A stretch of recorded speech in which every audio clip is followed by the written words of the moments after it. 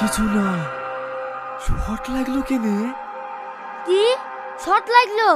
দাঁড়াও আমি দেখছি। এই দাঁড়া দাঁড়া, গায়ে হাত দিস নি, গায়ে হাত দিস নি। বল লাগো। তোকে বারবার করে বলনু গায়ে হাত দিস নি, গায়ে হাত দিস নি, শর্ট লাগবে। লেওট